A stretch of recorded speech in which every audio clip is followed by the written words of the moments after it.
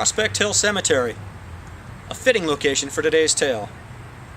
Howard Phillips Lovecraft wrote The Hound in September of 1922. The story was published in a pulp periodical called Weird Tales in its February 1924 issue. As you listen to the story, it will become evident to you that Lovecraft's early work was stylized very much on the work of Edgar Allan Poe, although his subject matter differed greatly from that of Poe. So here it is, without further ado, The Hound by H.P. Lovecraft.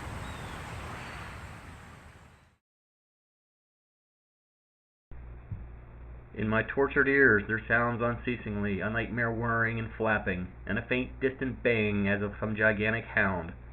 It is not dream. It is not, I fear, even madness, for too much has already happened to give me these merciful doubts. St. John is a mangled corpse. I alone know why, and such is my knowledge that I am about to blow out my brains for fear I shall be mangled in the same way. Down unlit and illimitable corridors of eldritch fantasy sweeps the black, shapeless nemesis that drives me to self-annihilation. May heaven forgive the folly and morbidity which led us both to so monstrous a fate. Wearied with the commonplaces of a prosaic world where even the joys of romance and adventure soon grew stale, St. John and I had followed enthusiastically every aesthetic and intellectual movement which promised respite from our devastating ennui. The enigmas of the symbolists and the ecstasies of the pre-Raphaelites all were ours in their time, but each new mood was drained too soon of its diverting novelty and appeal. Only the somber philosophy of the decadence could help us, and this we found potent only by increasing gradually the depth and diabolism of our penetrations. Baudelaire and Huysmans were soon exhausted of thrills, till finally there remained for us only the more direct stimuli of unnatural personal experiences and adventures. It was this frightful emotional need which led us eventually to that detestable course which even in my present fear I mention with shame and timidity, that hideous extremity of human outrage, the abhorred practice of grave robbing. I cannot reveal the details of our shocking expeditions, or catalogue even partly the worst of the trophies adorning the nameless museum we prepared in the great stone house where we jointly dwelt alone and servantless. Our museum was a blasphemous, unthinkable place, where with the satanic taste of neurotic virtuosi we had assembled a universe of terror and decay to excite our jaded sensibilities.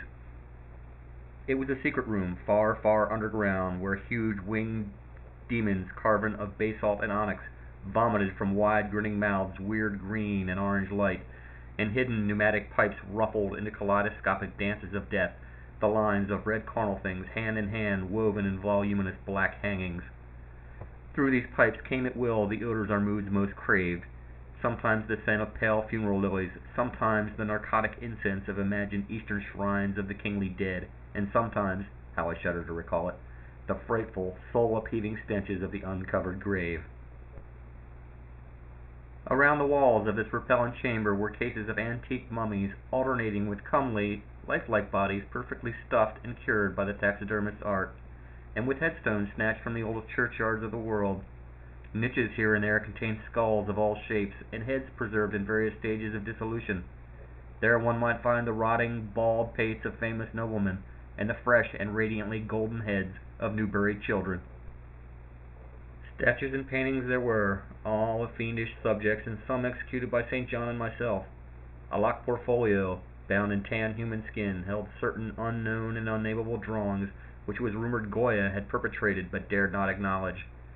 There were nauseous musical instruments, stringed, brass, and woodwind, on which St. John and I sometimes produced dissonances of exquisite morbidity and cacodemoniacal ghastliness, whilst in a multitude of inlaid ebony cabinets reposed the most incredible and unimaginable variety of tomb loot ever assembled by human madness and perversity. It is of this loot in particular that I must not speak. Thank God I had the courage to destroy it long before I thought of destroying myself. The predatory excursions on which we collected our unmentionable treasures were always artistically memorable events. We were no vulgar ghouls, but worked only under certain conditions of mood, landscape, environment, weather, season, and moonlight. These pastimes were to us the most exquisite form of aesthetic expression, and we gave their details a fastidious technical care. An inappropriate hour, a jarring lighting effect, or a clumsy manipulation of the damp sod would almost totally destroy for us that ecstatic titillation which followed the exhumation of some ominous, grinning secret of the earth. Our quest for novel scenes and piquant conditions was feverish and insatiate. St. John was always the leader, and he it was who led the way at last to that mocking, accursed spot which brought us our hideous and inevitable doom. By what malign fatality were we lured to that terrible Holland churchyard? I think it was the dark rumor and legendary, the tales of one buried for 5 centuries, who had himself been a ghoul in his time and had stolen a potent thing from a mighty sepulchre. I can recall the scene in these final moments: the pale autumnal moon over the graves casting long, horrible shadows, the grotesque trees drooping sullenly to meet the neglected grass and the crumbling slabs, the vast legions of strangely colossal bats that flew against the moon, the antique ivied church pointing a huge spectral finger at the livid sky, the phosphorescent insects that danced like death fires under the yews in a distant corner, the odors of mold, vegetation, and less explicable things that mingled feebly with the night wind from over far swamps and seas, and worst of all, the faint deep-toned baying of some gigantic hound which we could neither see nor definitely place. As we heard the suggestion of baying, we shuddered, remembering the tales of the peasantry for whom we thought had centuries before been found in this self-same spot, torn and mangled by the claws and teeth of some unspeakable beast. I remember how we delved in the ghoul's grave with our spades, and how we thrilled at the picture of ourselves. The grave, the pale watching moon, the horrible shadows, the grotesque trees, the titanic bats, the antique church, the dancing death fires, the sickening odors, the gently moaning night wind, and the strange, half-heard, directionless baying of whose objective existence we could scarcely be sure. Then we struck a substance harder than the damp mold, and beheld a rotting oblong box crusted with mineral deposits from the long undisturbed ground. It was incredibly tough and thick, but so old that we finally pried it open and feasted our eyes on what it held. Much, amazingly much, was left of the object despite the lapse of 500 years. The skeleton, though crushed in places by the jaws of the thing that had killed it, held together with surprising firmness, and we gloated over the clean white skull and its long, firm teeth, and its eyeless sockets that once had glowed with a carnal fever like our own. In the coffin lay an amulet of curious and exotic design, which had apparently been worn around the sleeper's neck.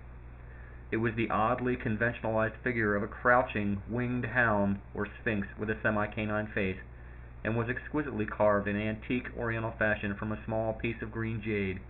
The expression of its features was repellent in the extreme, savoring at once of death, bestiality, and malevolence.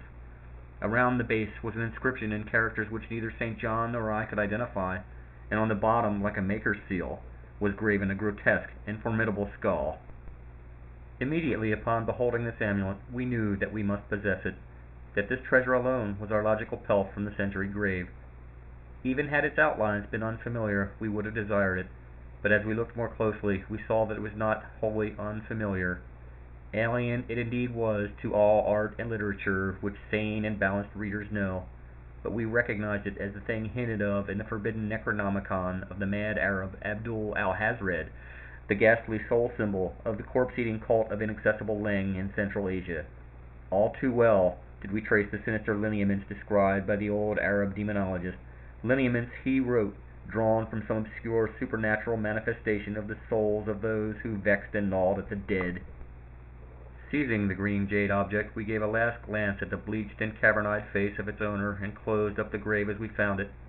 As we hastened from the abhorrent spot, the stolen amulet in St. John's pocket, we thought we saw the bats descend in a body to the earth we had so lately rifled, as if seeking for some cursed and unholy nourishment. But the autumn moon shone weak and pale, and we could not be sure. So, too, as we sailed the next day away from Holland to our home, we thought we heard the faint distant baying of some gigantic hound in the background, but the autumn wind moaned sad and wan, and we could not be sure.